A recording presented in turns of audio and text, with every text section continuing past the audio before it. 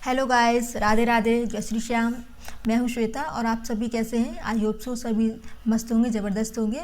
और आज हम बात करेंगे इस वीडियो में रेलवे ग्रुप डी के मतलब जो वैकेंसीज आई हैं उसके बारे में। तो उसमें मतलब जोन कौन से सिलेक्ट करने हैं जिसमें मतलब कट ऑफ कम से कम जाए और आप लोगों का नंबर आ जाए।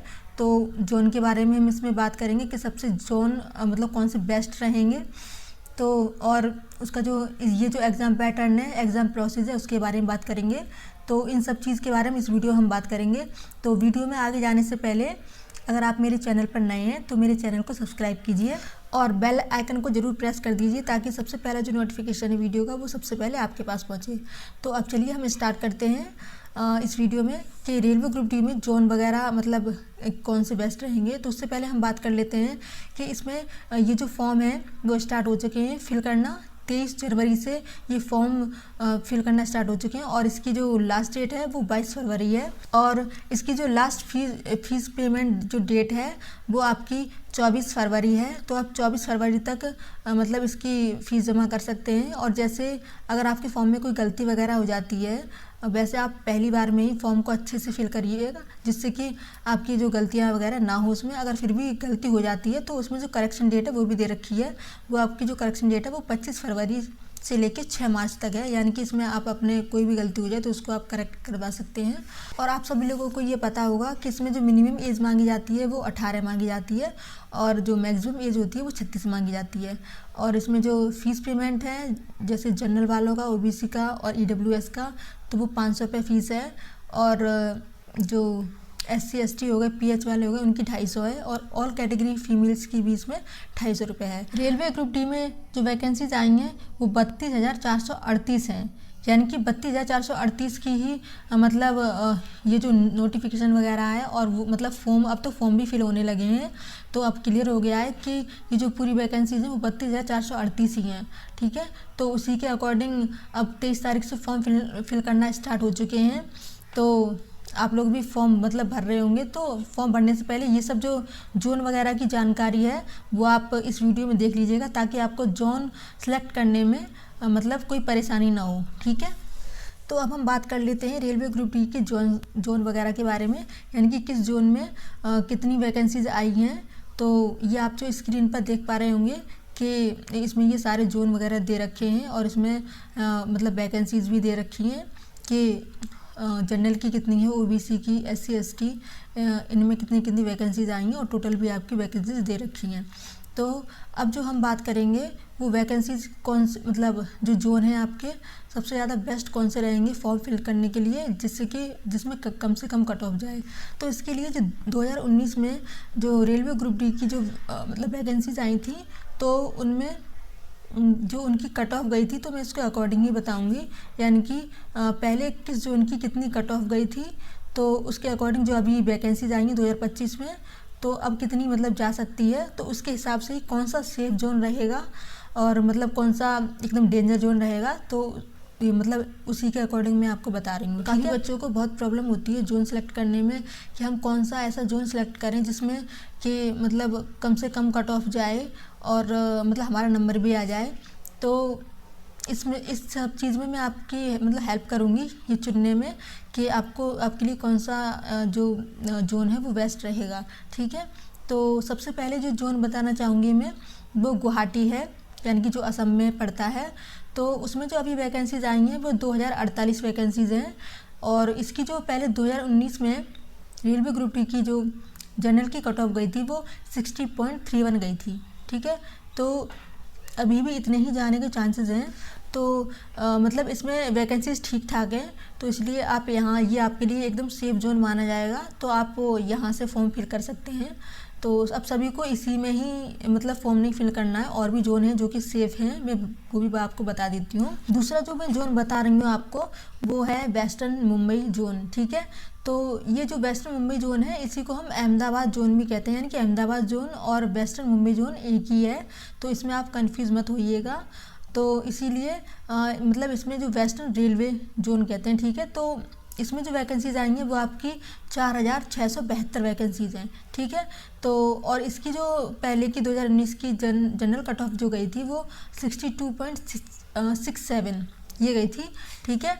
तो इस हिसाब से मतलब ये आपका सेफ जोन में ही आता है, इसके आप इसमें भी अच्छे से मतलब फॉर्म भर सकते हैं, ठीक है।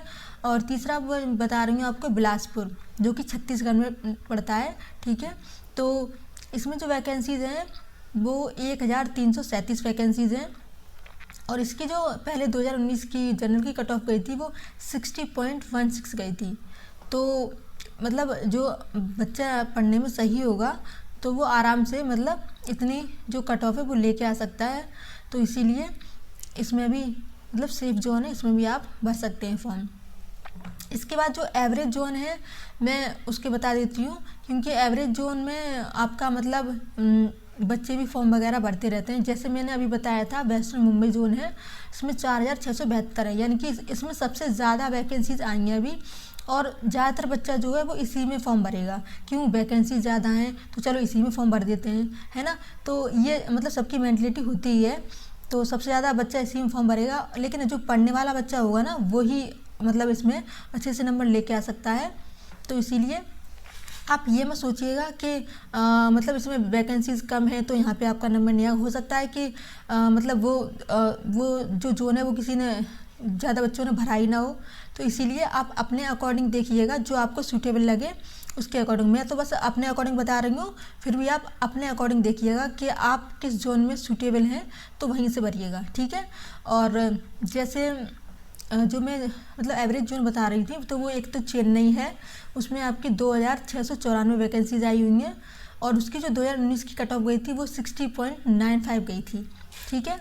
और इलाहाबाद जोन है, इसमें आपकी जो 2025 की वैकेंसीज आई हैं वो 2020 आई हैं, और इसकी जो कट ऑफ गई थी वो हाई गई थी 66.48, ठीक है। तो मतलब जैसे 2019 की अगर आप हाईएस्ट कट ऑफ में जाएंगे तो मतलब 70 यानी कि 70 इतनी कट ऑफ आपकी नॉर्मली जाती है। जैसे कि न्यू दिल्ली वगैरह हो गई, तो इसकी क्योंकि ये जोन इस जोन में हर एक बच्चा फॉर्म भरना चाहता है, दिल्ली के आसपास हर एक बच्चा आना चाहता है, तो इसीलिए यहाँ की कट ऑफ थोड़ा हाई जाती है, ठीक है।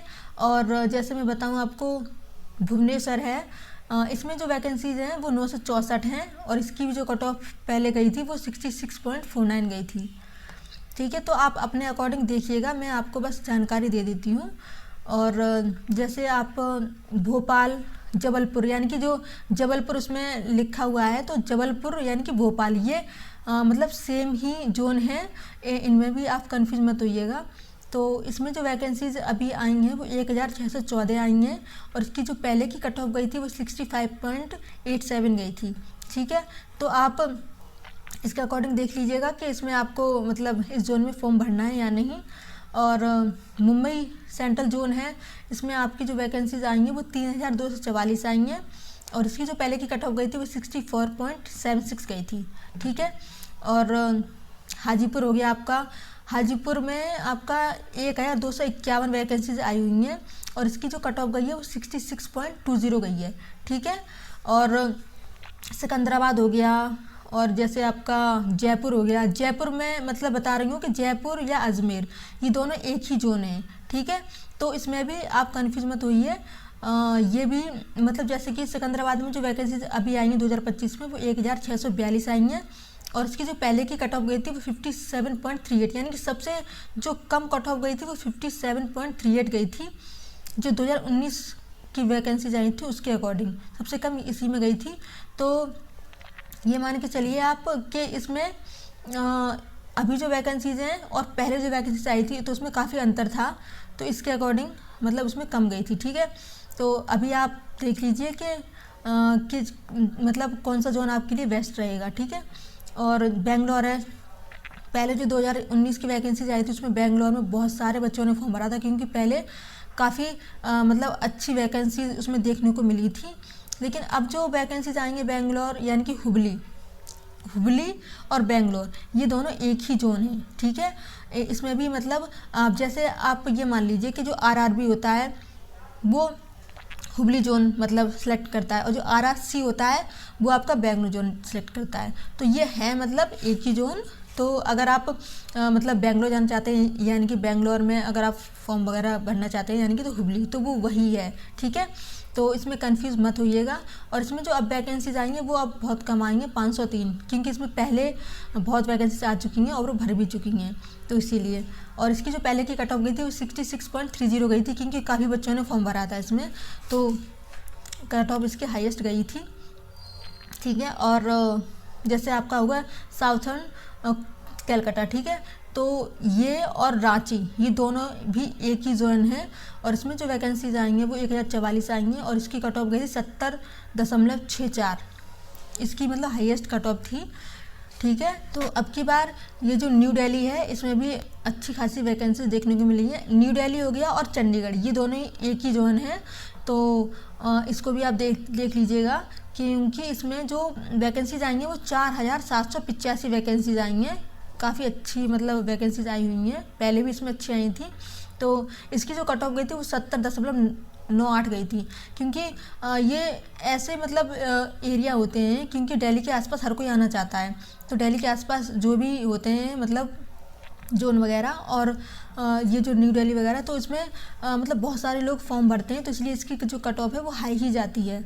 तो तब इसकी जो कट ऑफ गई थी वो 70.98 गई थी, ठीक है। और जैसे गोरखपुर यानी कि गोरखपुर आता है यूपी में, तो वो जोन है जो उसमें जो वैकेंसीज आई हैं 2025 में वो 1370 आई हैं, और इसकी जो पहले की कट ऑफ गई थी वो 69 गई थी, यानी तो गोरखपुर में भी मतलब हाईएस्ट कट ऑफ जाती है, क्योंकि यूपी में है और यूपी के बच्चे सारे भरते हैं, और जो अदर स्टेट के होते हैं वो भी भरते हैं इसमें फॉर्म, और तो इसीलिए इसकी कट ऑफ भी बहुत हाई जाती है, क्योंकि कंपटीशन बहुत हाई रहता है इसीलिए।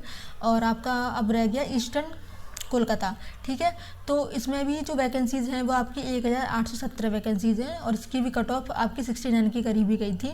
तो मैंने जो आपको अभी ये जो इन्फॉर्मेशन दी है वो पिछली यानी कि 2019 की जो रेलवे ग्रुप डी की जो वैकेंसीज आई थी उसके अकॉर्डिंग आपको मैंने बताया कि कौन सा जोन आपके लिए सेफ़ है और कौन सा मतलब जोन आपका डेंजर में है। तो आप फिर भी अपने अकॉर्डिंग देखिएगा कि मतलब मुझे किस जोन में मैं सूटेबल रहूँगा या रहूँगी फॉर्म भरने के लिए, तो आप मतलब उसी के अकॉर्डिंग ही फॉर्म फिल करिएगा, क्योंकि इसमें आप एक ही जोन सेलेक्ट कर सकते हैं, एक ही जोन से फॉर्म भर सकते हैं। तो ठीक है, और अब मैं बात कर लेती हूँ इसके जो एग्ज़ाम प्रोसेस है उसके बारे में। तो सबसे पहले हम जो इसका CBT एग्ज़ाम होता है, तो इसका जो इसमें एग्ज़ाम पैटर्न होता है कि इसमें कौन से सब्जेक्ट के कितने कितने क्वेश्चन आते हैं और कितने घंटे का पेपर होता है, तो वो भी बता रही हूँ मैं आपको कि इसमें GS के क्वेश्चंस आपके आते हैं 25 और 25 मार्क्स के होते हैं, और आपका जो मैथमेटिक्स है वो भी 25 नंबर का आता है, और इसमें मतलब 25 मार्क्स के वो भी होते हैं। और जैसे आपका जनरल इंटेलिजेंस हो गया यानी कि रीजनिंग, तो वो आपका 30 नंबर का आता है, और 30 इसमें क्वेश्चन आते हैं, 30 मार्क्स के ही होते हैं। और अब आपका करंट अफेयर रह गया यानी कि जनरल अवेयरनेस है जो, तो वो आपकी इसमें 20 नंबर की आती है, 20 मार्क्स की होती है, यानी कि जो टोटल पेपर होता है वो आपका 100 मार्क्स का होता है और 100 ही इसमें क्वेश्चन होते हैं। ठीक है, तो जब सबसे ज़्यादा जो आप इसमें देखेंगे तो वो रीजनिंग है, यानी कि रीजनिंग सब्जेक्ट ही सबसे ज़्यादा इसमें मार्क्स का होता है और सबसे ज़्यादा क्वेश्चन रीजनिंग में ही पूछे जाते हैं, तो वो आप अच्छे से पढ़िएगा। और ये जो क्वेश्चन ये जो मतलब CBT एग्ज़ाम है वो 90 मिनट्स का होता है, और 90 मिनट्स यानी कि इसमें 1.5 घंटे का पेपर होता है आपका। ठीक है, और तो ये इसकी तो पहला ये मतलब प्रोसेस हो गई इसकी कि CBT एग्ज़ाम हो गया। और जो फिर इसके बाद जो एग्ज़ाम पास करके जाते हैं उसके बाद जो दूसरी इसकी प्रोसेस होती है वो होती है फिज़िकल। ठीक है, तो मेल और फीमेल के लिए क्या क्या मतलब इसका फिज़िकल का क्राइटेरिया होता है वो मैं आपको बता देती हूँ कि इसमें जो मेल का होता है तो उनको 35 किलो वेट अपने ऊपर कैरी करके, यानी कि अपने ऊपर रखकर 35 किलो वेट मतलब इसमें दौड़ करनी होती है, और वो भी 100 मीटर की, और वो भी आपके 2 मिनट में। फीमेल के लिए जो होता है वो 20 किलो का वेट मतलब उनको कैरी करना पड़ता है, और तब उनको 100 मीटर की रेस करनी होती है, और वो भी 2 मिनट के लिए। ठीक है, और इसका फिर दूसरा जो होता है वो मेल के लिए ये होता है कि 1000 मतलब मीटर्स दौड़ना होगा, और वो भी इसमें जो टाइम लगता है वो 4 मिनट 15 सेकंड का, यानी कि जो मेल के लिए जो टाइम होता है वो 4 मिनट और 15 सेकंड का टाइम होता है, जिसमें 1 किलोमीटर इनको मतलब रनिंग करनी होती है।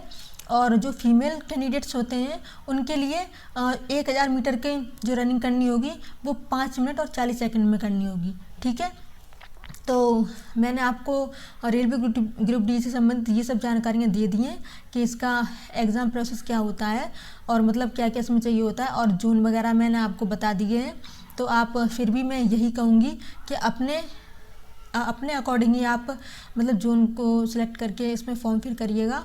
ठीक है, इसके लिए जैसे कि इसमें पोस्ट वगैरह भी हैं, तो उसके लिए भी मैं आपके लिए वीडियोस बनाऊंगी, जो कि उससे कि मतलब कौन सी पोस्ट का क्या काम होता है, क्या क्या इसमें करना होता है, तो मैं आपको मतलब वीडियो बना दूंगी, तो आप उसमें देख लीजिएगा। ठीक है, तो आप ऐसे ही मेरे जो चैनल है उससे जुड़े रहिए ताकि जो भी न्यू अपडेट्स निकल के आए तो भी मैं आपसे शेयर करूं। इस वीडियो में अगर आपको कुछ डाउट हो, यानी कि कुछ पूछना हो, कुछ समझ में नहीं आया हो, तो आप मुझे कमेंट कर सकते हैं और मैं उनका रिप्लाई ज़रूर करूँगी, क्योंकि मैं सारे कमेंट्स आप लोगों के पढ़ती हूँ।